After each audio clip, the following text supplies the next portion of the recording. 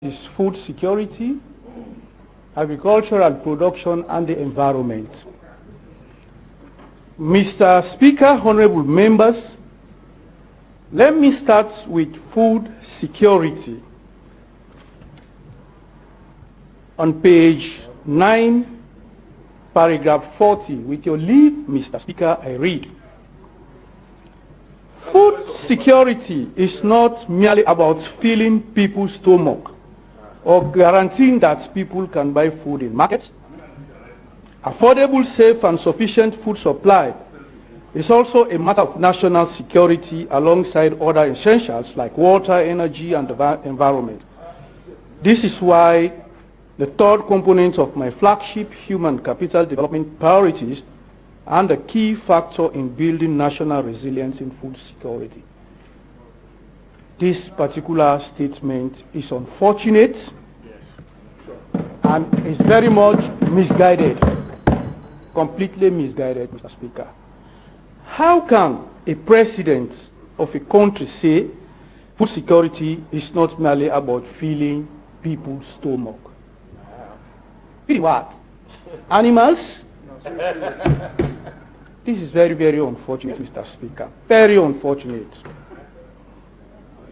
Mr. Speaker, honorable members, the whole thing about food security depends on how a government manages what development experts call the 3 A's. That is availability, accessibility, and affordability. Mr. Speaker, these 3 A's are equally important for food security. So they should move simultaneously, leave no one behind. Anyone that is absent, there is completely no food security. And this is exactly what Sierra Leone is experiencing, Mr. Speaker. You will not believe it, Sierra Leone, 1A is completely absent. That is affordability. Imagine Mr. President is saying that all his attention is to ensure that Sierra Leone is food secure. That is not the case. Presently, people are not able to afford to purchase a bag of rice at the cost of 500,000 euros a bag. That is for the urban centers. If you go in the rural areas, it's more than that. It's more than that. The whole thing is that, Mr. Speaker, is that the vast majority of our population are unemployed. Where do you expect them to get money to buy a bag of rice at 500,000 euros? And now the inflation rate is 22.44%. Can you imagine? 22.44%. Where do you expect a poor man, a jobless man? What are you put 22%? A jobless man. Where do you get that 22%? Where do you expect somebody like the ordinary man in the street to have 500,000 euros to buy a bag of rice? So people are going without food every day. Every day people are going without food. No food to eat at all. Mr. Speaker, you will not believe, recently, Sierra Leone has been rated among 10 other African countries to be food insecure. Sierra Leone is among 10 African countries that is presently food insecure. No food to eat. Thousands of our youths are on the streets here begging for food, asking, begging for food. Brayibobodio SO2. No food to eat. This is the exact thing that is happening presently in Sierra Leone. Angry Boku, no food to eat. Mr. Speaker, let me take you to the other paragraph, which is also very, very unfortunate. The president said he visited Vietnam to learn lessons about their progress in agriculture. I was left wondering when I went through this particular paragraph. I was left wondering, and I asked myself the question, why the paradigm shift? Why the paradigm shift? From the usual place where he used to say, if we want food, let us go to Tamabom. Tamabom will produce food for the entire country. Yes. Tomabom. It's Tomabom. Now Tomabom will produce food for us. For the past 4 years, the president keep on telling us that Tamabom.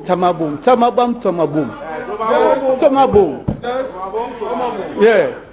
But today, no more Tomabom. Tomabom now is dead. Now is Vietnam. So why the paradigm shifts? That's the question I asked myself. Why the paradigm shift?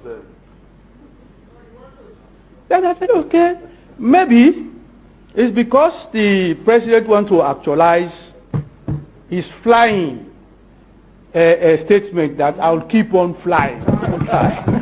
That's why Vietnam is no exemption. It's just fly.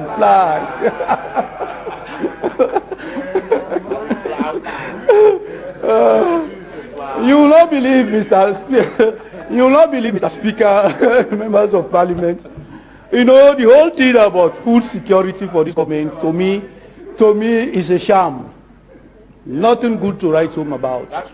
Nothing good to write home about. People are hungry, no food to eat. No food to eat. No food to eat, Mr. Speaker, you know. Mr. Speaker, honorable members, let me move to the other topic, agricultural production. The president, unfortunately, Mr. Speaker, 2019, when he addressed us here in Parliament, page 9, paragraph 43, he said, Mr. Speaker, honorable members, agricultural development shall continue to be the centerpiece of our drive towards economic diversification and poverty reduction. The focus of my administration is to attain self-sufficiency in food production in the next 4 years, increase cash crop production and exports, create jobs and provide income for the population. In paragraph 45, he said, Mr. Speaker, honorable members, I am also pleased to report that the agriculture sector has attracted support from many development partners, including the World Bank, International Fund for Agriculture Development, Islamic Development Bank, Food and Agriculture Organization, and European Union. An estimate of about $220 million has been mobilized from various partners for the development of the sector in the last 12 months, and an additional amount of over $45 million will be approved before the end of June 2020. That is $265 million to the agricultural sector. And today, we are still experiencing poverty, no food to eat, and we are now being rated as the worst country that is food insecure. Worst. Out of 10 countries in planet Earth. That is not true. On planet Earth, that is food insecure. Sierra Leone is one. That is not true. We are not even among the top 21. Mr. Speaker, point of order, Mr. Speaker. Yes. One food program. Check one food program. Mr. Speaker, honorable member, we have said times without number that when you want to quote documents that is not in the presence of this parliament, you should give us reference. You present this document so we research. So when we are reacting as leaders, we should be able to make reference to the document you are presenting. You are now claiming that we are the worst in terms of feeding ourselves. Which document are you relying on? Let me wait. Yes, sir. Mr. Speaker. Okay, let me read this for you. Sierra Leone has been ranked 108 out of 113 countries in the last 2020 Global Food Security Index and ranked 24 out of 28 countries in sub-Saharan Africa. Are you reading, the honorable member, sorry, yes. Are you reading from a newspaper or you are reading from the website, from the report The itself? Global Food Security So are you Index. reading, The Global so Food Security Index. You have just read something. Are you reading from the report itself or you are reading from a newspaper or a news? From the Global Food Security Index. I'm reading. Mr. Yes, Speaker. I'm going ahead. So at the moment, no ordinary man. You see? What I'm saying is that, Honorable, please help us. We are here to learn. You are bringing up a very serious point. We are here to learn. Okay, we cannot go. Exactly. Mr. Speaker, point of order, sir. We can. yeah. Yes, sir. Look, listen. Yeah. Good parliamentary practice. Let us deal with one issue after another. Your leader has raised a question. You take your seat. Let me dispense with that one first before you raise another one. Now, have you given the House the reference? Yes. From which you have quoted? Yeah, Global Food Security Index. Let him just check. Let him just Google Global Food Security Index. Yes, but what month, what year? Please, let them, so it will take. This was released in March the 2nd, 2021. Fine. So carry on. No, Mr. Speaker, we should not rely on soft copy. Why not? Why not? We should not. Why not? Why not? So can you refer us to the? Let's go to the website. If we are referring, if we are relying on the soft copy, can you refer us to the website so we know what? And like we did for the other honorables, we all of us have internet. Can we now research? Give us the address. Give us the address. Mr. Speaker. Hold on. Honorable member. Yes. You are absolutely certain about what you are quoting from? Yes, I'm Please give them the reference and let's put an end to this argument. But this is very simple, Mr. Speaker. March 2021. Please allow the Global Food Security Index. You just go there and check. Is that a journal or what? It's a report, Mr. Speaker. A report published by whom? By the Global Food Security Index. Okay. Yes, sir. 2021. Speaker, point of order, sir. March 2021. March 2021. Please look and Mr. Speaker, Yes, sir. Point of order, sir. Yes. Yes, sir. Mr. Speaker, Look, I want to rise here in good time. yes. Good times. Please. Thank you, Mr. Speaker. The honorable member is talking about the global food index. You have it? Security I have it. I have the one for 2022 May that has been just released. Look at it here.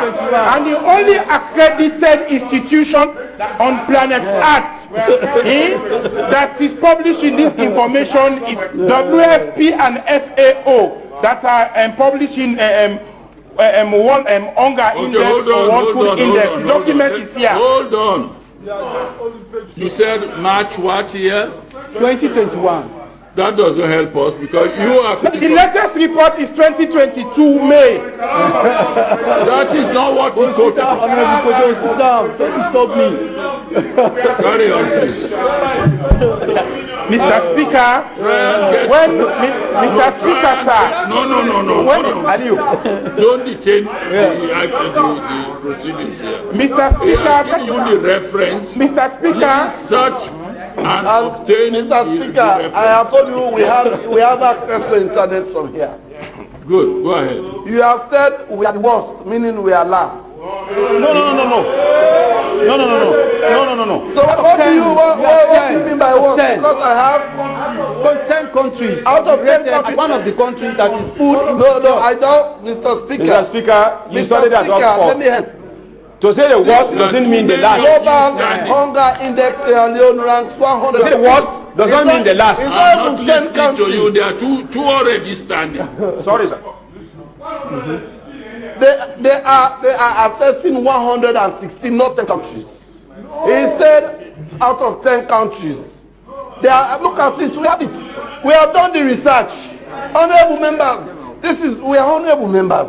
When you make references, you expect us to research on those references. You have said global index is rated in 10 countries. And the rating here is 116 countries.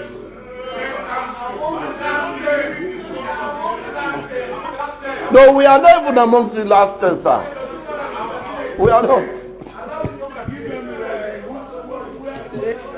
Honorable. Now, Deputy Leader, may I please advise the following. Take note of the reference he has given, note it down. You'll have your own turn to reply. Then you can debunk whatever he may have said that is wrong when you make your own presentation. It's as simple as that. It's not something to occupy us so much time. Come on, go ahead and try. But the reason, Mr. Speaker, sorry. The fact that we are live on air, there are some people who will be opportune to listen to us now. When and they will also be opportune to listen to you. They will not be opportune to listen to me on Monday. Yeah. So what do you want to do about it? So we should, whatever we say here should be the truth and nothing but the truth. It should be factual. If you say something that is misleading and we are on air, we should make the public know that what you have said is not correct. Then give notice that you're going to investigate, and if we find so if we have investigated and we have found out that the information is baseless, we make the public know that the information this honorable member is given as an honorable member is baseless. You will have an opportunity to tell the public. So let us assume the people who are watching will not have the opportunity to watch on Monday. So wait a minute. So you want to say what he's quoting now is that's what I say. When you are quoting documents that are not within the purview of this parliament, refer us or you present to the speaker. He has done that. So we are saying this, and that's what they continue doing. No, but he has said it. He is giving you the reference. He has given you the reference. He has given the House the reference. Take note of that and go on your own investigation. Carry on, please. Thank you so much. I know they go to you know, these interruptions are not very helpful.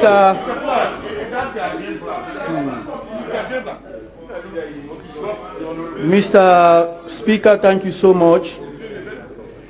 Let me move to agriculture and production. Mr. Speaker, with your leave, I read. In light of this, my government has, over the last 4 years, extended the area of land under cultivation, supported farmers in a variety of ways, and increased production across the country. There has been a major policy shift that protects short, fragile ecosystems as mangroves and upland extend mechanization services, machine rings in all 16 districts to put more new lowland areas under cultivation and contract private sector in providing mechanization services, establishes an agricultural credit facilities for distributing agricultural input like seed and fertilizers. Mr. Speaker, honorable members, I have a problem with this issue of supplying our farmers chemical fertilizers. Because if we say we want to protect the environment and we are giving chemical fertilizers to our farmers, fertilizers that deplete the environment, this is completely unfortunate. I was expecting our government to practice our people what we call organic farming instead of inorganic farming that depletes the environment. I was expecting our government to use environmentally friendly methods of farming that will protect the environment, because everything you see in the art is about protecting the environment. You have what we call the 3 Ps: the people, the planet, and the profit we make. We should ensure that we protect the planet because generations yet unborn are supposed to use the planet. But today we are depleting the environment because we want to generate money for our selfish ends. This is very, very unfortunate, Mr. Speaker. And if we go to planet environmental protection, the president is emphasizing that he is fighting to protect the environment. This is not true at all. And up to this time, timber logging is going on. And you say you want to protect the environment. It's finished. Look at what happened recently in my city, McKinney. Over 40 houses were blown off because of the environment. And we say we want to protect the environment. This is very, very unfortunate, Mr. Speaker. Very, very unfortunate. Mr. Speaker, honorable members, I want to take you to memory lane, Mr. Speaker. In 2007, when His Excellency, the former president, took over power, he told the people of this country that he's going to run his government as a business. Little did Sierra Leoneans know that it is possible to run a government as a business. Until when he introduced his business plan, the agenda for change. And it will interest you, Mr. Speaker, to know that in every business plan, we have three main aspects that you look at. You have to look at what we call the best case scenario, then you look at the medium case scenario and the worst case scenario. For the last president, he focused his attention on the best case scenario. That's why during his time, we have enough food to eat. We have enough food to eat.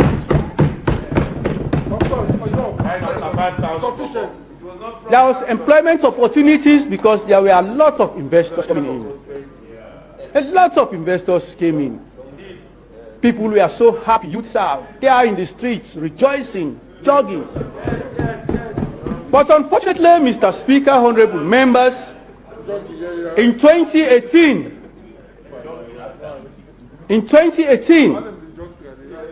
we have a new government with a new business plan based on the worst case scenario. On the worst case scenario. And today, Mr. Speaker,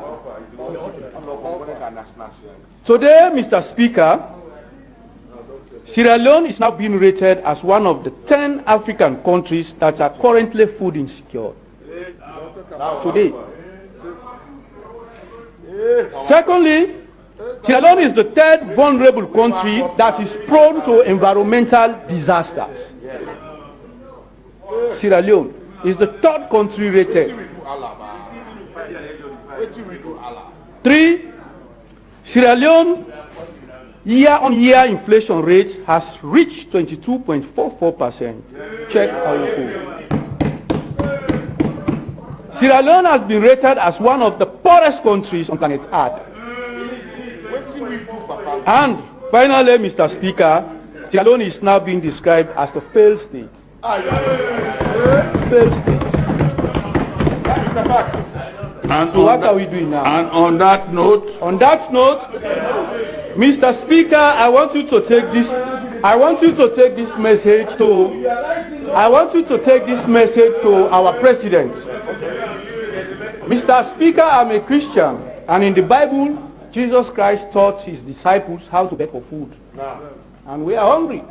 Very hungry. Mr. Speaker, tell the president that let him give us this day our daily bread. We want to eat. We want to eat. Yeah. Let him give us this day our daily bread. We are hungry, Mr. Speaker. So, thank you so much.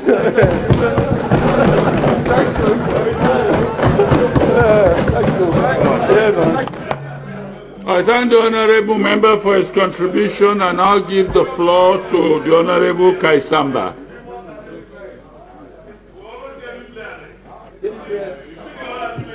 Thank you very much, Mr. Speaker. Mr. Speaker, honorable members, I rise to contribute to the debate of a speech delivered by His Excellency the President, retired Brigadier Julius Maida, on the 10th May 2022. Mr. Speaker, honorable members, I have listened since this debate commenced to colleagues in this world, and particularly so from the other side. And all I've listened, all they've been saying is to critique and to criticize without offering solutions and without even saying thanks, because the motion before the House is thanks to HE the President. Honorable member, bear with me for just 1 second. Honorable members, you have a new opportunity that we did not have when I was down there. Now, let me say this. Our constitutional dispensation is an amalgam, a mix between the American system and the British. A hybrid, yes. It will be very useful education for all of us to be switching your television to channels that carry debates of the Congress in America and the British Parliament. When you do, if you actually did and you imbibed any lessons from that, you will not be doing what we are doing. The interruptions are unbearable. You never see such interruptions in either of those parliaments.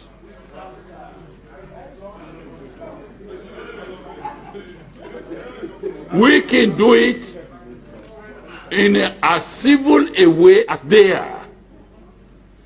Listen to your opponent or the man that is speaking. When you finish, take notes. When you finish, you'll have all the opportunity in the world to make your own contribution and respond to whatever he may have said. So please, let's learn lessons from those. It's easy. Tune.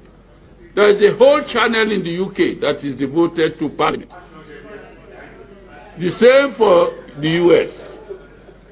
Well, this interruption, frankly, is unbecoming of a decorous Parliament. Let me put it that way.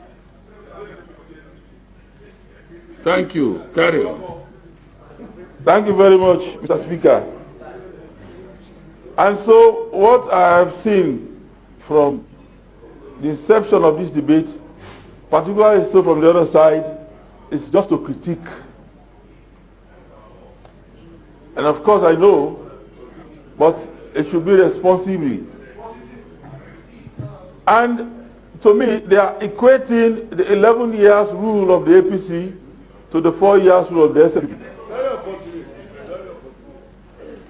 The things they did not achieve in 11 years, they want this government to achieve in 4 years. It's not possible. And we are in this situation today as a result of the misrule of the APC 11 years. For example, Mr. Speaker, electricity infrastructure. We did not either meet no foundations, or the foundations we met were weak. Very weak. They are speaking as if they left, for example, a buoyant economy, and we took it from there. That is not true. In electricity, for example, the very day the APC left power, that very day there were power outages all throughout this country. So meaning the foundation they left in electricity was weak, and there was no way, if they had left a very serious foundation where there were going to be power outage the very day the APC left part. So we had to begin afresh. We do not want to rely on makeshift arrangement. We are doing proper thorough arrangement, building proper foundations so that we have everlasting and sustainable energy in this country. These are the things we are doing.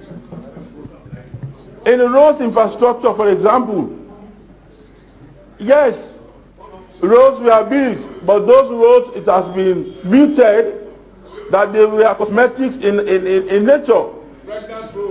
And the roads were very expensive. For example, the Wilkinson Road, and up to now, when it rains, you see flooding will take over because the gutters, the drainages were not proper. In the road infrastructure, some districts and towns were marginalized. In Kenema, for example, because we are SLPP, there were no development in Kenema as far as road infrastructure was concerned. Point of order, Mr. Speaker. I disagree with the honorable member. Point of order. 34. So, you have to tell me your point of order. 34. You don't worry. Mr. Speaker. My friend. Thank you very much, Mr. Speaker. 34 what? We cannot sit here and allow the honorable member to make a statement. What is 34 saying? That is very, very inciting. Our party, our governance system, during our time, we are not tribalistic. So there was no way he can say we left Kenema because they are. Are you done? Very unfortunate. Are you done? I will substantiate further. You have to blame whosoever you want to blame, and not our government. I will substantiate further. Mr. Speaker, I will ignore that interruption, seemingly. Mr. Speaker, the previous government in road infrastructure, for example, ignored and neglected Kenema. That is my hometown. That is my constituency. And a very senior official of the APC then did say that, I quote SO2, you for not for me, I for done for you. So because Kenema was not APC, we were left, and development should not be like that. Kenema is a very important township with regards taxation. We are paying our taxes, and so therefore development should be even. It was never even. When we come to water, for example, they are saying there are no water, and today more people have access to drinking water more than under the APC. The Three-Town Water Project, which they started, they abandoned somewhere, and it was never completed. This government has completed the Three-Town Water Project, and they've started the Six-Town Water Project, and the Love Water Project is ongoing. As I speak, I enjoy in Kenema, for example, because that is one of the cities, is Bo, Kenema, and Makeni. The Three-Town Water Project. We have running water in Kenema, and the same for Bo, and the same for Makeni. Salwako is in all of those. Mr. Speaker, honorable members, they are talking about, I heard my colleagues talking about health, hospitals, health infrastructure. When Ebola struck, it exposed how bad our health system was in this country. It exposed how ill we are prepared for the Ebola situation. We are exposed. The hospitals were bad, there were no ambulances, and of course, we were not prepared for it at all. And therefore, we suffered, we perished.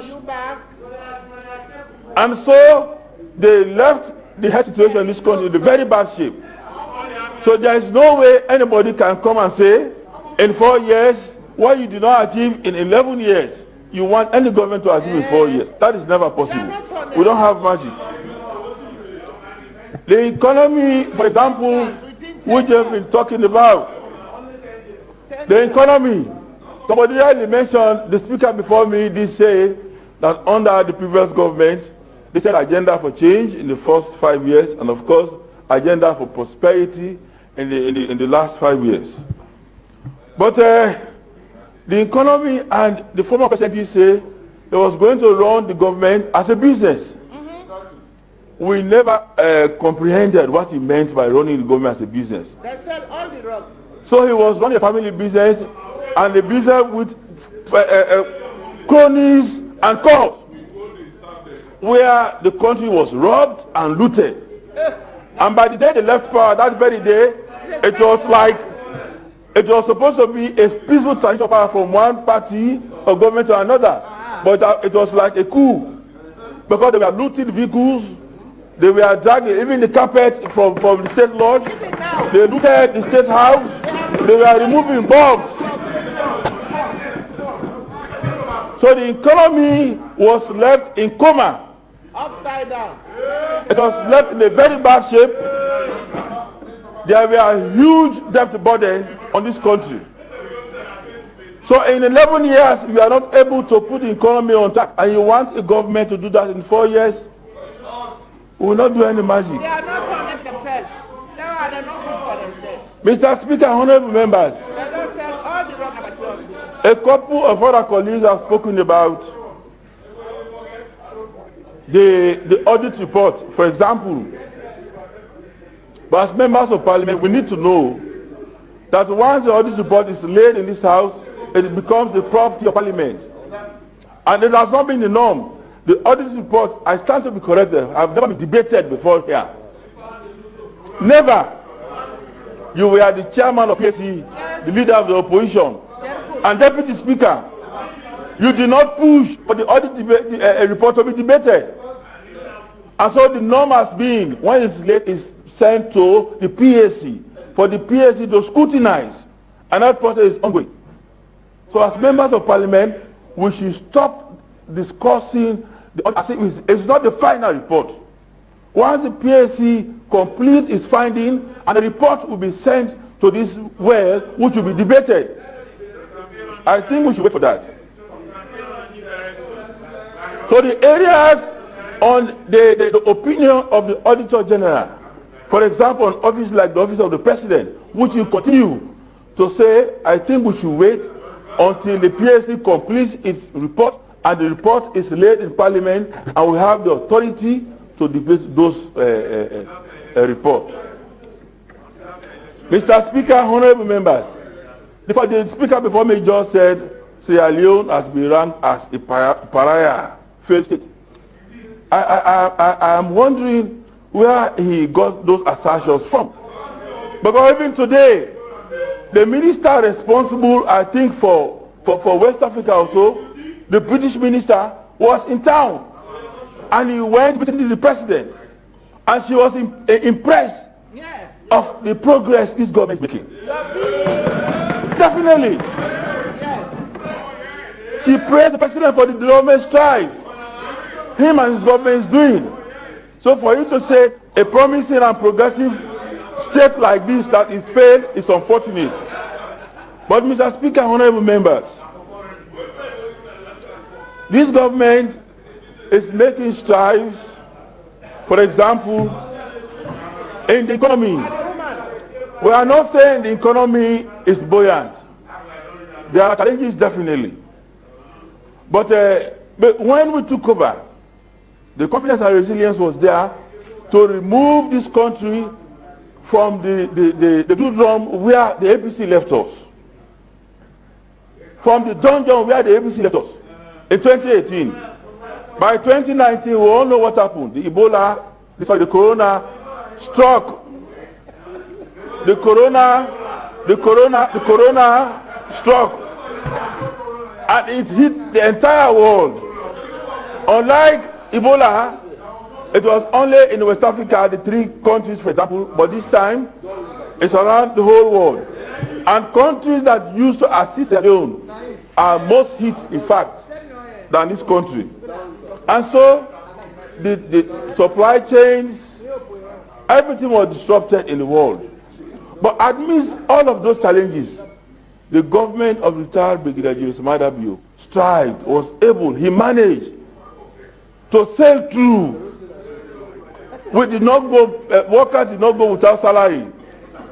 Essential commodities, for example, somebody was saying that the 500 million did not benefit people. It benefited because these monies were given to business people and food and other items were imported to Sierra Leone. And it was available and people bought them.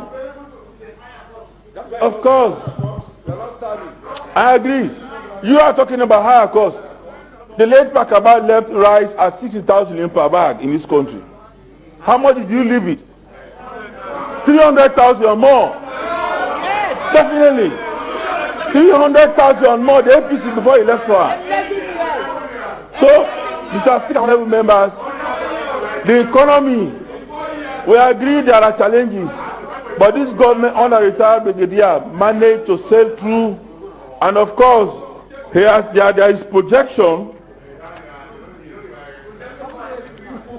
There is projection of the economy definitely being stabilized and definitely grow by 5%. Mr. Speaker, honorable members, the only variable that is creating problem for us is the exchange rate variable. And we all exchange rate variable. I agree. But we all know the export cover. Our export is so minimal in this country. We import almost everything. We import almost everything. And there is enough pressure on government through the central bank for foreign exchange to those business people to import all of these things. You understand that? However, government is committed to ensuring that we stabilize the exchange rate at least to a commensurate level where people can be able to buy things for their services. Mr. Speaker, honorable members, the president has spoken about education.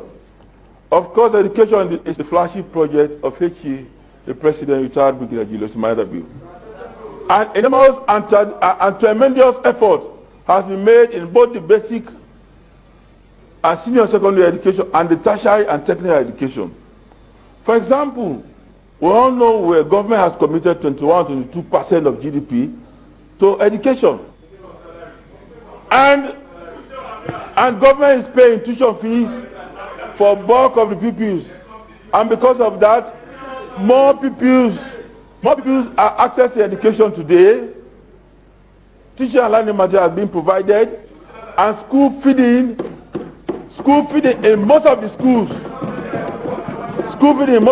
These are laudable ventures. We are not there yet. There are definitely challenges, but we are making strides. You have ghost teachers. In the higher and technical education, You are busy running after ghost. the government of Haiti, President, before now, lecturers were receiving subventions for their salaries. And so often, lecturers used to go months without salary. This government took over the payroll of lecturers across all the tertiary education in this country. And then we are paying all of their salaries now. And so they receive monthly salaries every month. Mr. Speaker, honorable members, more technical, more TV, more TVET education as centers have been opened by this government because we put premium on the middle power training because we know that is where the actual people are. That is where the development of the country will take off from. More universities have been opened under the regime of HE President Bill. Yes. The Eastern region was the only region without university. And we were denied university under the previous government of former President Nkrumah. The Anesma Nkrumah University, for example, was open. And we did almost everything for the Eastern Polytechnic to be transformed into a university. We were denied that because we are coming from the Eastern region and we are predominantly SLPP. This government has transformed the Eastern Polytechnic into a university, the Eastern Technical University, and has provided funds through ECOWAS for the Economic University. So the people of Kenema, we are grateful to the president because we have been accorded, which is our right to have a university in our region, which the previous government deprived us. Mr. Speaker, honorable members, enough times has been made in health. Yesterday, they were talking about a billion hospitals, and the honorable from, I think it's Bombali, did say that the McKinney government hospital is under construction from contributions from the people of Bombali or McKinney or so. But let me say this. All tertiary hospitals across the country, funds have been provided, those jobs have been contracted, and the 30% have been paid to contractors. There will be refurbishment in all government hospitals across the country. In Kenema, of course, in Kenema, we just commissioned to the contractors. In McKinney, I'm sure the same, across the whole country. Effort is being made to modernize our hospital.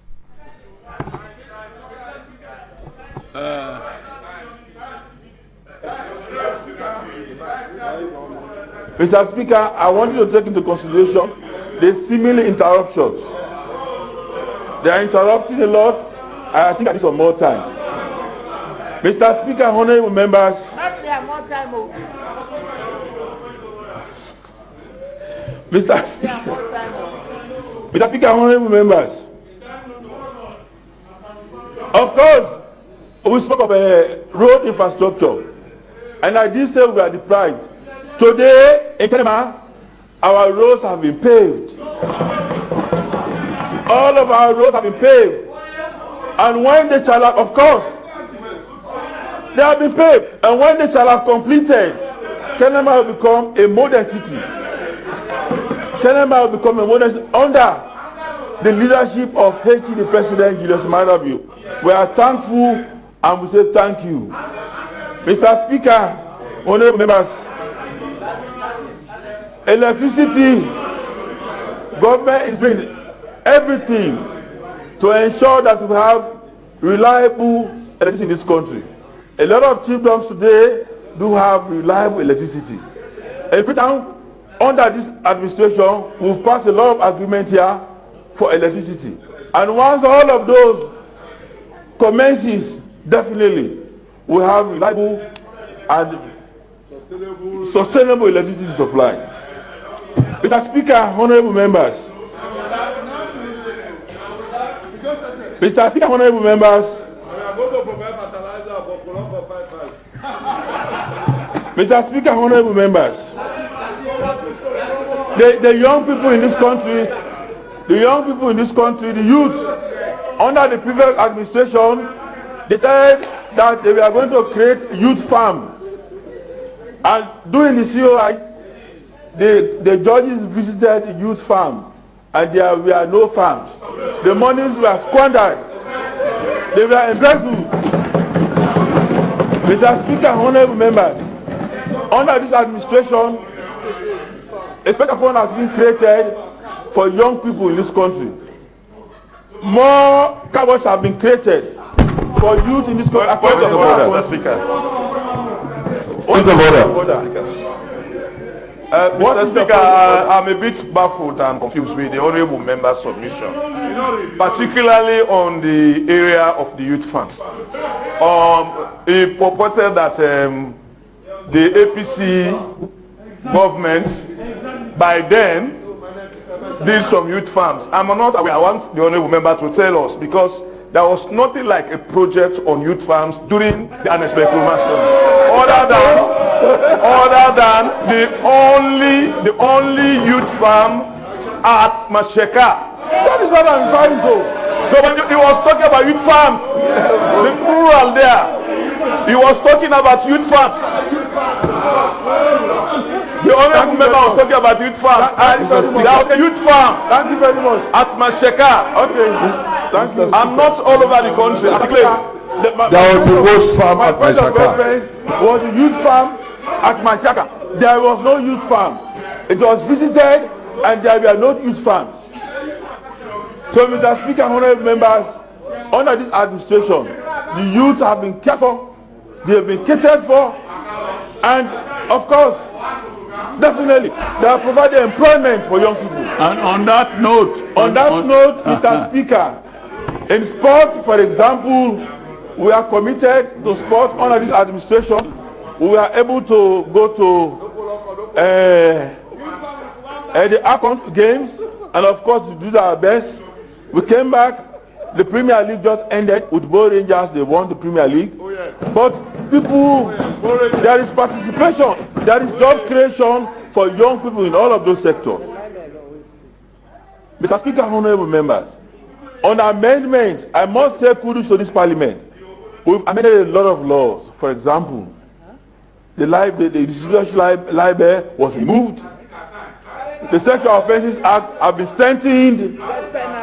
The death penalty was removed, and so that is kudos. Women's empowerment. That is kudos. We say thank you to HE, the President in charge, Brigadier Julius Maadabu. Mr. Speaker, honorable members, because of time, on this note, I thank you.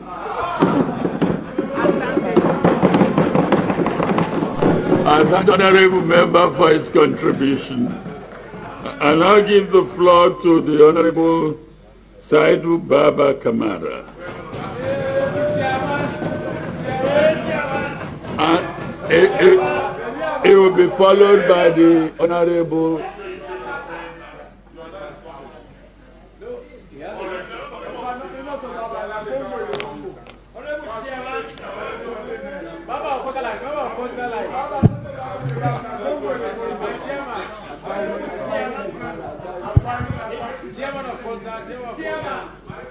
Thank you, Mr. Speaker. Mr. Speaker, honorable members, I will join the queue in thanking His Excellency the President for a speech he delivered to this House on the 10th of May. Mr. Speaker, honorable members, I will start my intervention from where the Honorable from Kenema just ended. Mr. Speaker, honorable members, I will start with sports. And I would like to thank His Excellency for reactivating, reviving, revitalizing sports in this country. Mr. Speaker, honorable members, in sports, I will zoom on soccer. It is a game. Soccer is football. It is a game that binds people together. For many people, soccer is a way of life. And for some, soccer is not just a sport. It is a religion. By many, soccer is a religion that they follow. So during his watch, for this nation to qualify again after many years to the Nations Cup, kudos to the President. And I will like, on behalf of the football loving fans of this nation, to thank His Excellency the President.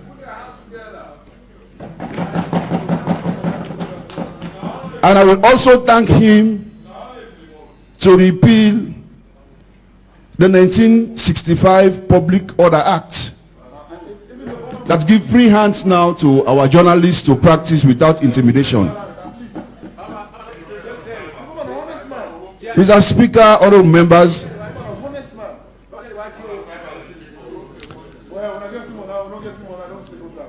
I will move on to the human capital development, that is the flagship program of His Excellency the President.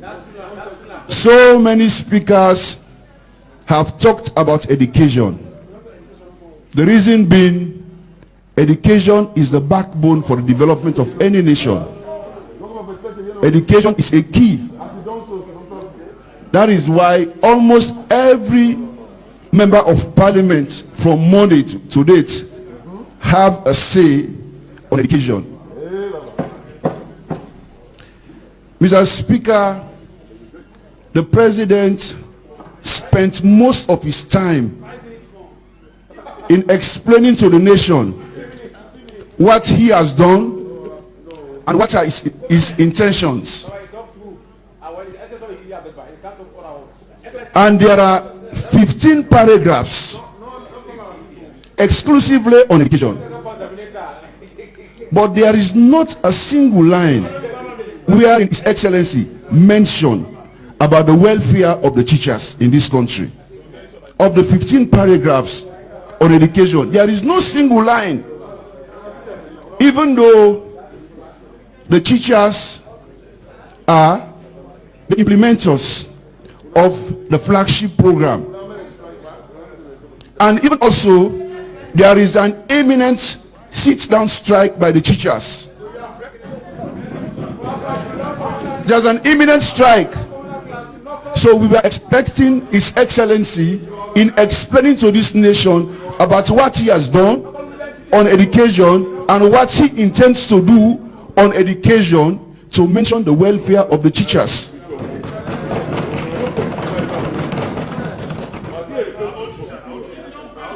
And yet, His Excellency celebrates the achievements, the success of Momo Sanko from Muralo Senior Secondary School for being the best student in 2021 was examination, and he awarded him a 5-year university scholarship. Kudos to the president and kudos to Momo Sanko and his family. But my question is, what about the teachers that prepares Momo Sanko? What about the teachers that prepared Momo Sanko and many other students all over this country? Mr. Speaker, this is not a hidden secret. Mr. Speaker, the conditions of teachers in this country is retrogressing. It is. The 25 to 30% additional salary cannot be commensurate or cannot be compared to the kind of hardship that is being faced by the teachers in this country. And my uncle used to tell me, he said, hardship is like a rain. When it comes, it does not fall on one roof alone.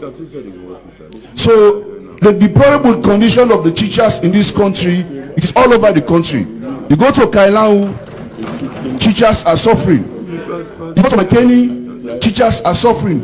You go everywhere, teachers are suffering. So it doesn't select whose teachers are going through this kind of deplorable condition. That is why, Mr. Speaker, honorable members, I am going to tailor my contribution with the caption, "The roof leaks. The roof leaks more than ever before." The roof leaks more than ever before. Mr. Speaker, Mr. Speaker, from 2007 to 2012, the previous government increased the salaries of teachers more than 100%. More than 100%. Even though education at that time, it was not our flagship program. But as a responsible government that seeks the interest of its citizenry, I was a teacher at that time. I know what I was receiving from 2004 to 2007. I taught in 2007 and I was paid 198,000. Mr. Speaker, honorable members, I taught for 8 years. Mr. Speaker, honorable members, I taught for 8 years at the government municipal secondary school, Kisidokyad. And my wife is a deputy head teacher in one of the primary schools at Kisi. That's the Umar bin Khattab Islamic Primary School. You know, during our privileged conversation, he always expressed frustration of what is happening in the classroom. He always expressed frustration. And I used to tell her that the union that is representing the teachers, that is the SLTU. It is a toothless bulldog. The SLTU cannot advocate for teachers in this country. Or whatever press release they publish out, it is just a way of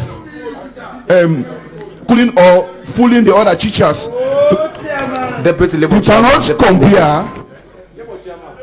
You cannot compare the medical association with the SLTU.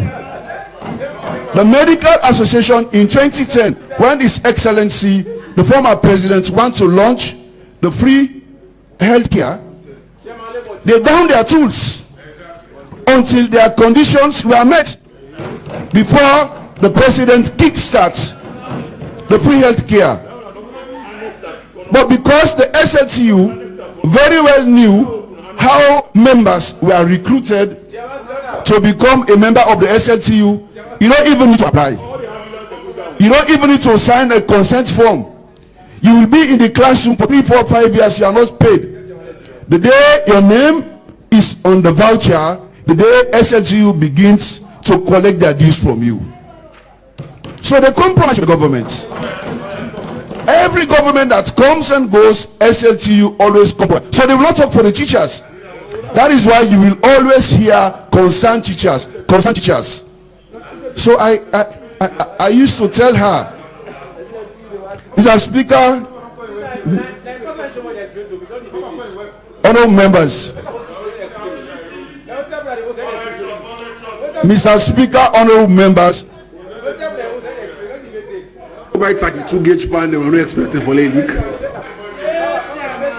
that takes me to the school feeding program. Okay. I'm still on education. That takes me to the school feeding program, which is one of the components of the free quality education. And we cannot succeed as a nation on the free quality education if we as a people, we cannot feed ourselves, we cannot produce what we eat. That is why for 4 years, the flagship program of His Excellency the President, and one of the components of this flagship is the school feeding program, has not even reached up to 50% because we cannot produce our own food. So whether you like it or not, that is the fact. And that takes me to the $34.1 million being invested in Tomabum. Because if the rice production in Tomabum is a success, we should have seen it in this speech. We should have seen it in this speech. But why it is absent? Why the rice production wherein we are expecting to harvest if the project that is going to have an irrigation, there's going to be a flow of water, meaning for complete 1 year there is going to be continuous harvest. It is not here. So Mr. Speaker, honorable members, this is a call for concern. A 34.1 million was invested just last year, June. There is nothing being mentioned in this speech about it. And I'm going to refer this issue to the Anti-Corruption Commission because we know. Speaker, point of order, sir. He said it has been chopped. I'm not telling him to forward the matter to the Anti-Corruption. No, forward it. No, him. I'm not talking about that. No, you should not tell because he has his evidences. Proceed the matter Anti-Corruption Commission. We challenge he's an incredible person. No, he still has a chance to do it. Let him do it. All right, that's my point of order, sir. Thank you very much, Mr. Leader. Mr. Leader, sorry. Mr. Speaker, honourable members, I said the 34.1 million is a call for concern. And I said, I will not recommend this matter to the ACC because we've seen a lot of cases going to the ACC. At the end of the day, we know the outcome. And this particular project is in Bonn, the district of His Excellency the President. So many. When the Africanist press exposes the office of the First Lady, when the Africanist exposes the office of the First Lady, the commissioner did not look into the issue. He said he's going to expand his basket, starting from the late Pat Shakaba of her blessed memory, and he will come to Sia Nimakulma before he comes to the present issue. So we know when there was an alarm by one of the journalists that 1.5 million has been deposited to the account of the chief minister by then, the ACC commissioner who supposed to investigate the issue, just in 24 hours he is on radio defending that it is not true. So for me, in my opinion, it is not a credible institution. So therefore, I will recommend that Parliament, we have the Committee on Agriculture, we have the Committee on Transparency and Accountability to look into this $34.1 million.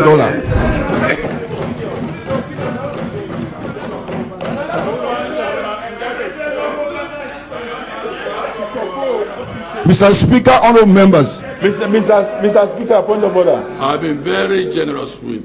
Indeed, Mr. Speaker. Mr. Speaker, for the records, point of order, for the records, the former chief minister, the now foreign minister, was clear of that allegation. 24 hours. And it was a farce. Thank you. Okay. Mr. Speaker, honourable members. Honourable member, I'm very generous to you. So I want you to reciprocate. Sir? I've been extremely generous. I'm the last speaker. And it's about time I receive something in return. So, thank you. More 15 minutes, Mr. Speaker, honourable members. Still on agriculture, His Excellency, just about 2 months ago in March, he went to Vietnam, the large delegation, using our taxpayers' money. And the honourable from Gambia. I want you to tender because they are private sector people who went with the people themselves. I know them. So let him produce the list of those who went, who using taxpayers' money. I'm urging him to do so. It's a very big allegation because he invited the private sector to go with him. And it's very clear. At their own expense. They are at their own expense. So now he said that he will use taxpayers. So let him give us the list of delegation and the money spent on them. This is a huge delegation. It has to do with the presidency. No, you should not. This is, Mr. Speaker, please, with all, either you draw the statements or you provide the evidence. Or he qualifies. Exactly. Thank you. Mr. Leader, if I could just respond to you. about 3 MDs that went along with the president. The Minister of Agriculture, Fisheries. I said a large delegation using taxpayers' money just to go and sign agreement or to learn how rice is being produced. Let me tell you, the qualities we have as Sierra Leoneans. If I during the slave trade, slaves from Sierra Leone are very much expensive. In fact, coming from Sierra Leone, it is called the rice coast because of the intelligence they had in producing rice. So going to Vietnam, like the Honorable said, it is just a waste of our money. Or maybe because at that time it was during the month of Ramadan. Again, I challenge him that the huge delegation he went with, he said taxpayers' money. I'm still waiting for him to tell us the list of delegation and the money taxpayers' money. So that's how much to qualify. I let him qualify it. He had just started it. He went to people private sector. We need you to qualify it. He said on taxpayers' money. So everybody that went for with the president to get down, they use the taxpayers' money on them. So he needs to qualify it. Mr. Leader, I'm trying to round up. I am not going to give you the exact figure. I'm trying to round up. But the fact is, it was a huge delegation. That's it. Well, will you agree? Because you know this thing is for the public record. Will you agree that to rephrase, simply say, it went with a huge delegation, some of whom are from the private sector? Are you okay with that? No taxpayers' money. Because I want to challenge you. There is record. No taxpayers' money. Some with taxpayers' money, I can accept that one. He said taxpayers' money. Because there are private sector who went willingly to promote the agricultural sector. I know them. They have nothing to do with politics, but they are invited by the president. So we don't need to implicate them. And their names are published. I'm sure he has no quarrel with that. So please wind up now. Mr. Speaker, honorable members, as I was talking about 1 minute on food security as one of the components that has to support with the free quality education, you know, we witnessed in this country when the Chinese government gave us 50,000 bags of rice. It was a case for the ACC. It was a case for the ACC. People were charged to court with offenses that at the end of the day they are going to be exonerated. And at the end of the day, we saw it that the minister is reinstated with a compensation of 30 million. The deputy minister, all the minister officials, no one was found culpable. You can't believe it that the 50,000 bags of rice walked out of the store. Walked out of the store without being seen. And no one was found responsible.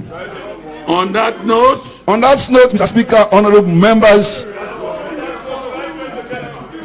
on that note, I am going to conclude. I am going to conclude with what also my uncle used to tell me, that peace is not only the absence of a conflict but the presence of justice. So we need justice in this country. Mr. Speaker, we need justice, and justice should not be selected.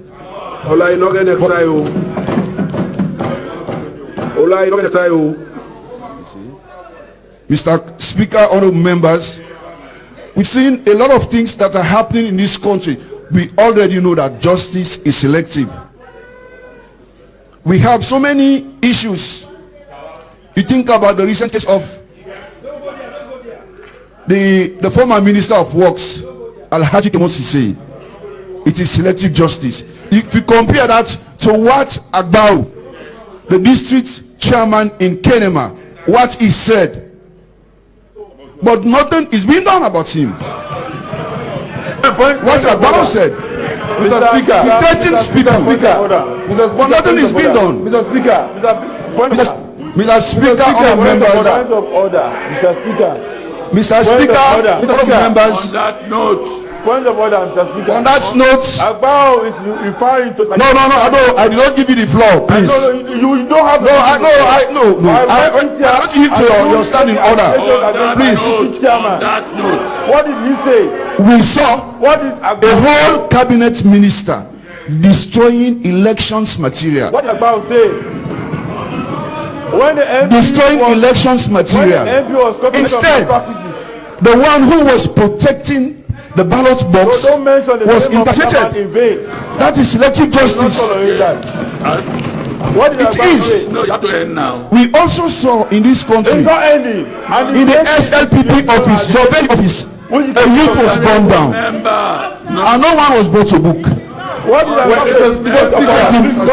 Mr. Speaker, what did Agbao say? When did that happen? Mr. Speaker, no, I asked him to withdraw. We are asking for him to, because that has to do with political. He said a youth was gone down. Let him provide the evidence and withdraw that statement. Mr. Kabek, you said a youth was gone down at the SLPP party office. Give us evidence or ask you to withdraw that statement. Because we are a credible political party. That is a very serious allegation. That's the very serious allegation, and we cannot allow you to go down with the day. We cannot. No, we need evidence. Mr. Speaker, you have the. Talk to you. Yes, thank you. Member. That is a very serious Honorable allegation. member. Please. Do the needful now. You know what you've said.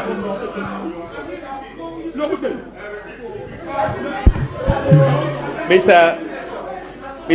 Speaker, Honorable Baba.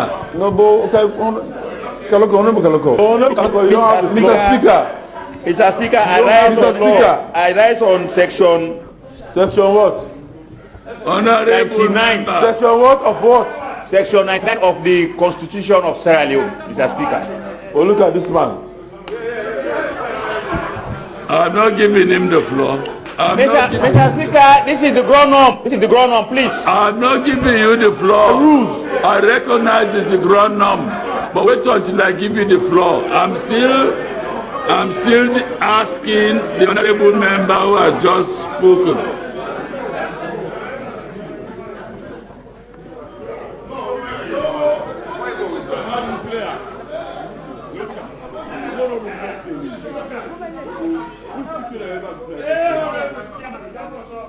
After your consultations, do the needful. I've not given you the floor.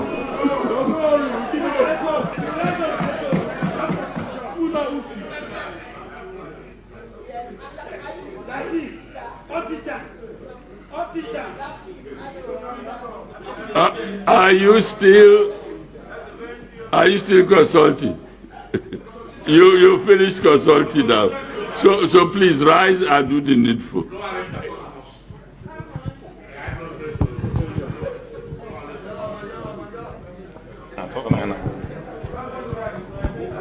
No, that's not your seat. That's not your seat. He was not speaking from that position, Mr. Speaker. But the mic. Come on. Mr. Speaker, you made a ruling during the corona issue about sitting position, and that has not yet been cancelled. So sitting position is not an imperative issue. It's not. It has not yet been suspended. So it was suspended. It was suspended, Mr. Leader, until Mr. Speaker makes a ruling. We can sit anywhere.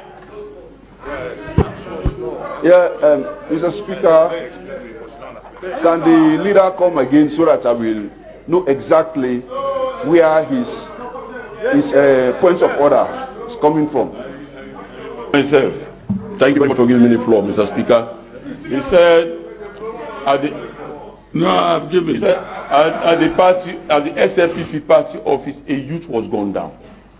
So I stood up and said, point of order, Mr. Speaker. I want you to qualify to put the evidence or you draw the statement, please. Mr. Speaker, honorable members, what I said here, it is not an hidden secret. It is to the knowledge of, in fact, most SLPP than even us on this other side. When one of the youths supporting Batilo was shot at the SLPP office, and the matter was at the CID when Dr. Prince Hadid was invited to CID, and he slept there. You know it. So Mr. Speaker, Mr. Speaker, point of order, was brought to book. Mr. Speaker, point of order. This is a repetition thing. This is a repetition thing about the leader of our party. This is not a matter. This is a repetition thing. I don't want to spread this incident. The incident being referred to by the leader of government business, quoting you, relate specifically to about the pulling a labor you. To not the national leader of the national chairman of the party. It's Kenema.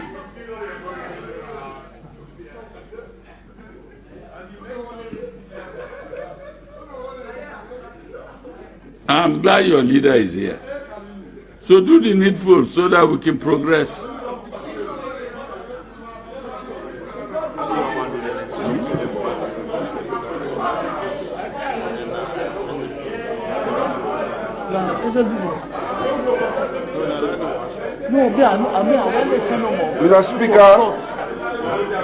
Mr. Speaker, as I said, the incident took place in the SLPP office.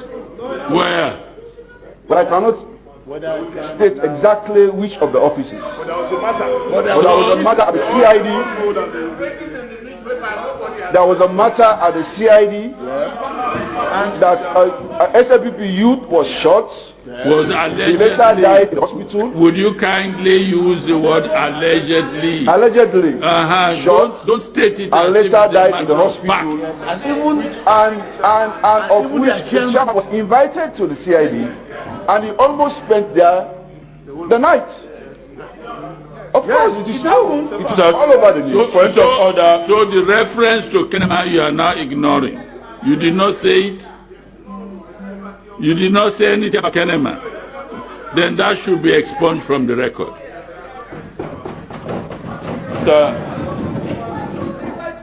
Mr. Speaker, you see, we are honorable members here. And I will just say, this is a platform where you can say, this is the only platform where you can say anything, but you have to be very responsible saying it. And that's the reason we continue to ask for evidence, people to put evidence in giving their statement. You said invited at the CID. Anybody can be invited for scrutiny in lieu of any matter. But to say murder, do you know how you qualify murder? He's already qualified his statement. But he went further. You said murder. All right. So he said what? Alleged? Thank you. And Mr. Speaker,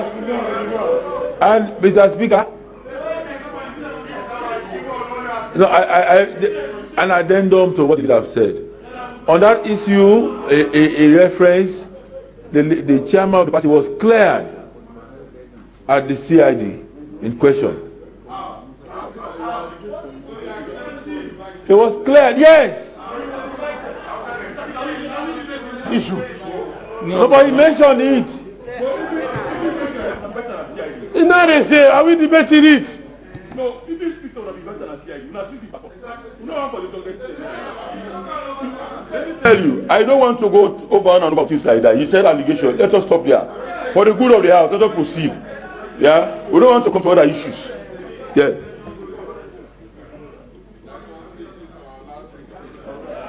I will not thank anybody for all the interruptions. I reserve my opinion on that. I will give this floor now to my last speaker for for this afternoon, and that is Honorable Tamba Joanna.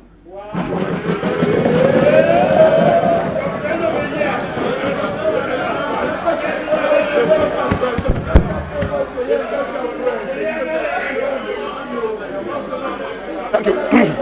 Thank you very much, Mr. Speaker. I feel gratified that Mr. Speaker is calling the name of his close associate, his compatriot, his political friend. You made no mistake in calling me Tamba Joanna. That's the product. Thank you very much, Mr. Speaker. I'm Honorable Sir Egbenda Joanna, and your colleague and counterpart was Tamba E. Joanna. No problem, no problem. Like father, like son. This, to me, is one of the greatest moments.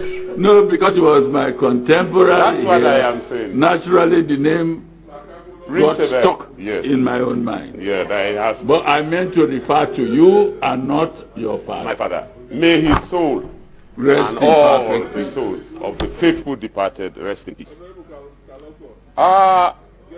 The motion here is thanking Mr. President for a colorful, joyful, and glorious speech delivered here. You have all said that.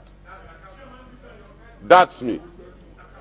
I am here to re-echo and to stand by you in thanking the President as usual for a fine and well-delivered speech.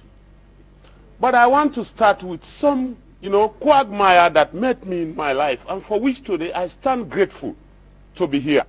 Some 35, 36 years ago, I had just graduated into what you now call the senior secondary school. In one of Sierra Leone's most outstanding, the most dynamic, if possible, the best school in Sub-Sahara, Christ the King College. Now school don't take over. When I was growing up, I grew up to believe I was a doctor, and those who knew me in my childhood called me doctor. I came up between Form 1 and Form 3. Between Form 1 and Form 3, I admired Charles Magai, and I almost changed into a lawyer. But lately, when I prayed to God, in the last parliament, under the then dictator, the last regime, the last parliament between 1986 and 1991 before the interregnum, it was that parliament that I found a political philosopher. It was in that parliament that I found men with authority. Grammar was every other thing I was seeking for in life. And I did not see it in any other person other than the now Speaker of the House of Parliament.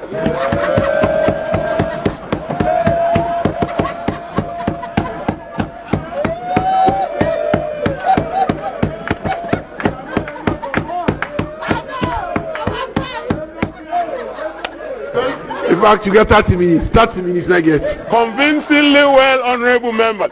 My decision to change from a lawyer, to change from a doctor, to become a politician wasn't born and built in me by this great philosopher, this political kid. Then they had what we call a 21-man backbenchers committee. I can still remember himself, the late Temu Bangura, Bashta to name but a few, and my dad, may his soul rest in peace. I'm the chairman for the But whenever this agriculturist, who was lately the Minister of Agriculture, a political lawyer, was out here, I thought myself, I say one day I will stand in his stead. Mr. Speaker, I am grateful that I did not follow my earlier options, but I choose you, and today I am here. May God deliver you. As it comes, today I am here because I admire him and because I followed his examples. So when I see the rift, I begin to wonder. Not even the Speaker, WNS Conte, was able to contain him because his grammar was beyond his understanding. I'm not here to defend my action, but I'm only here to tell you that I copied his example, and this is why I'm vibrant. I think he had me. I am saying I am not here to defend my actions. I am only telling you that I copied from one of Sierra Leone's best debaters, one of Sierra Leone's most prolific writers and speakers. When W.N.S. Conte, who was then speaker, could not contain him because his grammar he spoke was for the attention and admiration of the public. You were just an inspiration. Today I am here in his stead to speak and to sit at the back bench again in his own position. You see why I have not moved from this back bench even when I was promoted as chairman? Is because I want to stay where he was.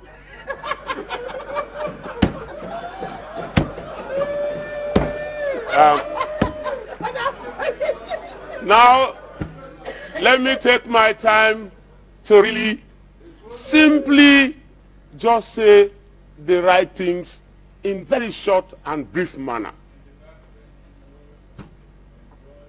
Pleasure theatrics. I like that. In brief summary, we cannot have a peaceful, a successful, and a happy state without a proper and efficient defense. That is why the leadership of this parliament, having seen the dynamism, having seen the patriotism, and having seen my military outfit, decided to make me the chairman of defense. So now, let me come to page 20, paragraph 84, where the president spoke about the defense. What has he done? Honorable members, we all will agree that with a 3,000 army that we inherited, it was not only under-equipped. What paragraph did you cite? 89. Yeah. Page 2089. Talking about defense and security. That is just paramount, and this is why you are here. To allay your fears first and foremost, relax as you are here. My covert officers are all over, and they ensure your security is paramount. Don't worry.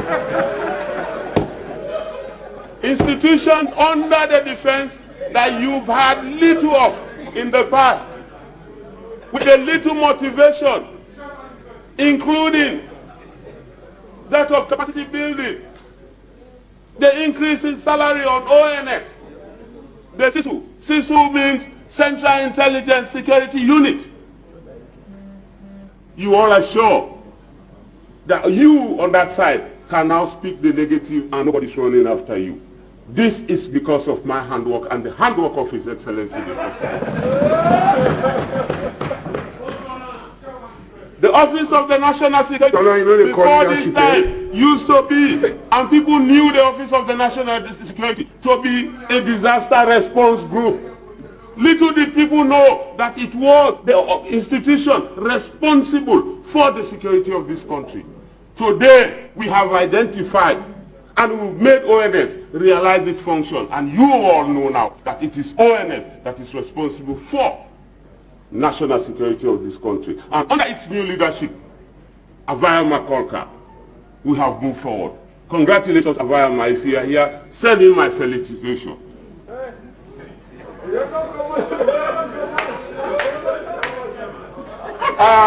Let us be very frank.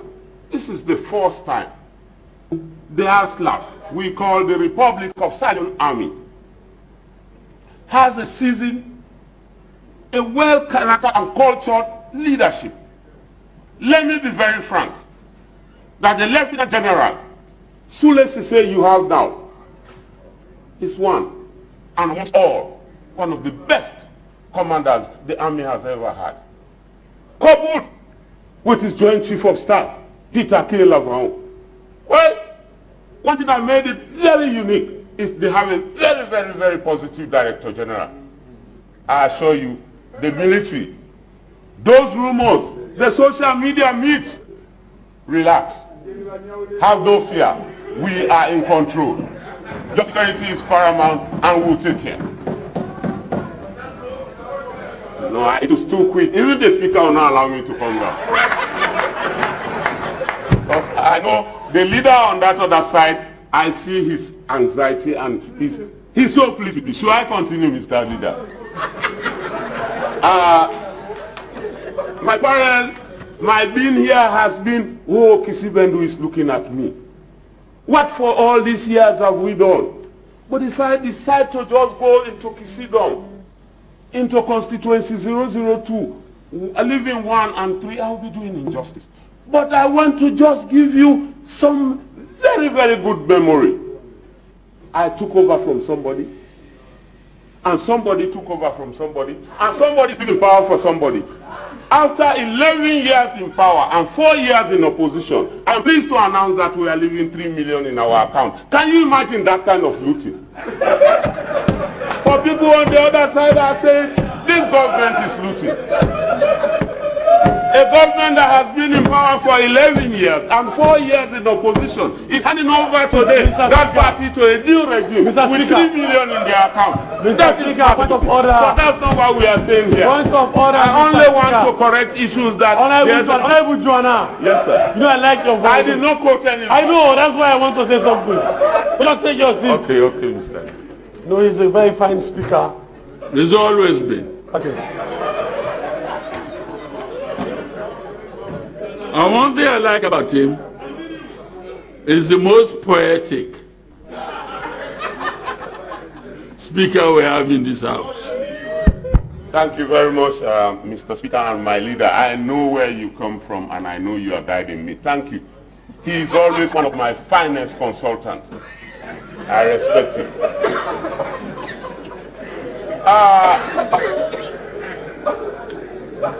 Why should I really be here to celebrate His Excellency for doing an assignment that he's supposed to do? For doing what he told me I should campaign on? I'll provide you light in Koindu. Mr. Speaker, the power jet is down in Koindu. And that issue by barriers, give me money for zinc, is over. They are now asking me to buy them freezers. That means the economic life of the people has changed.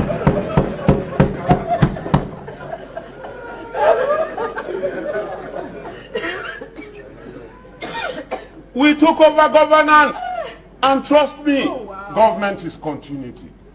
We vigorously followed the track on opening of this country.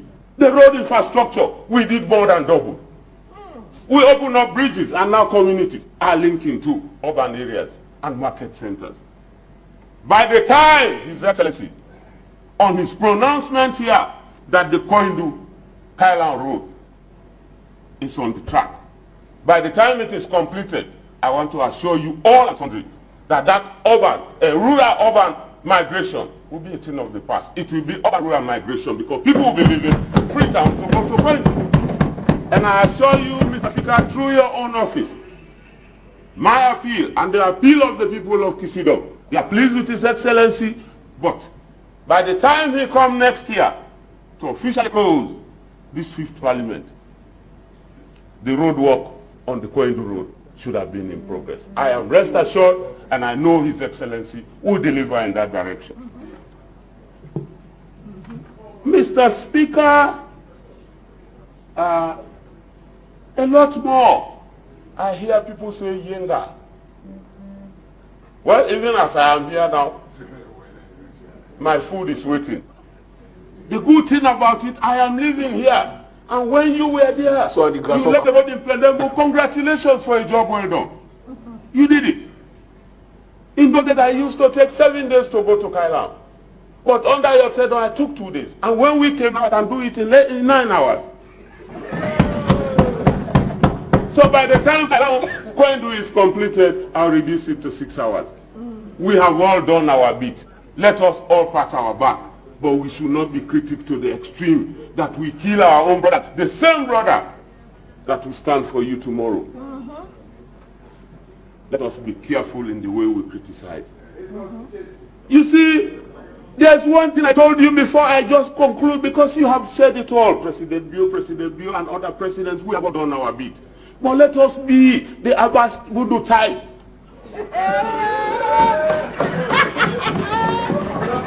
I voted Abbas Mundu in this parliament to become speaker, not because he was alleged to be SLPP. I voted Abbas Mundu on the assumption that when he takes power, he was going to pay evil for evil. Because I saw him for many years, very close to CID. His properties were held for over 21 years. But when he came, he romanced with his enemies. Such a man, after Jesus Christ and Prophet Muhammad, you are the only one.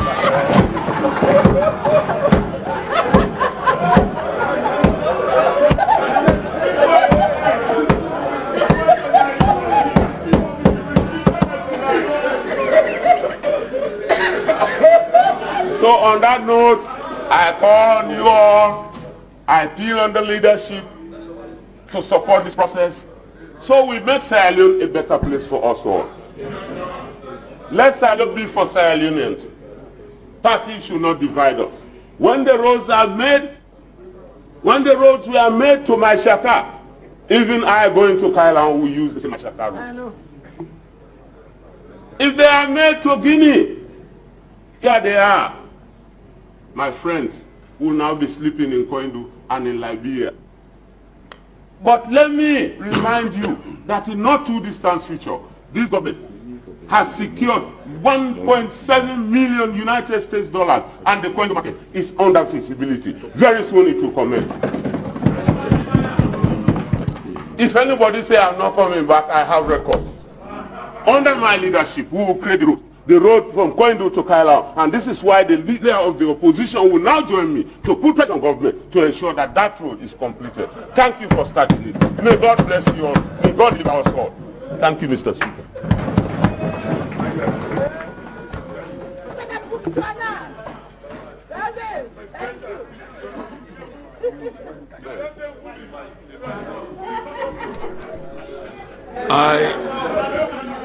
I sincerely want to thank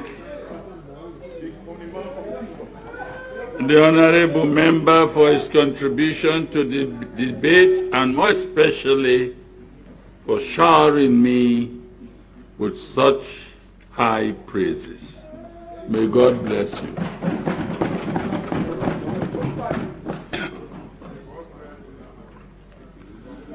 Leader of government business, I'm sure you have. Oh, okay, yes. Yes, sir. Before you adjourn, I have to do the needful. I'll stand on SO 51 for this House to take resolution to sit on Monday to conclude the debate. Any seconder? Okay. I so second. No, withdraw. I withdraw. But you know we are brothers. When I say I will represent you, Mr. Speaker, with his permission, I so second. Thank you. I accept the secondment from the leader of the opposition. All those in favor of the motion say aye. Those against say nay. The ayes have it. Any announcements? Motion moved by the leader of government business has been carried. Announcements? Yes. Announcement. Members of Parliament are reminded to please check their pigeonholes for information from the Parliamentary Special Select Committee on Certificate Audit. Here ends the announcement. Thank you for listening. Honorable members, the House stands adjourned to Monday, the 30th of May, 2022 at 10 a.m. prompt.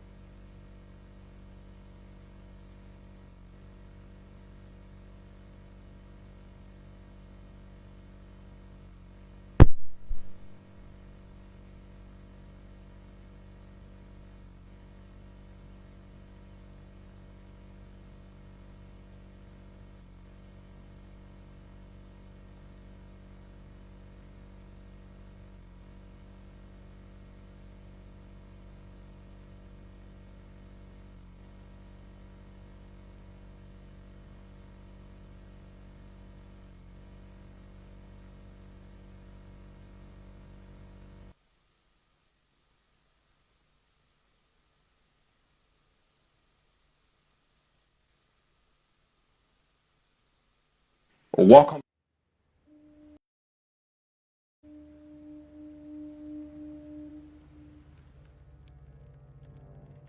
A place cannot produce